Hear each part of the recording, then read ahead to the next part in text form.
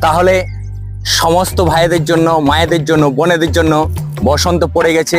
বসন্ত রং আমাদের পুরুলিয়া জেলাতে লেগে গেছে, রাঙামাটির জেলা, পলাশীর জেলা। তাই সকলকে অ্যাডভান্স হ্যাপি হোলি, হোলির শুভেচ্ছা।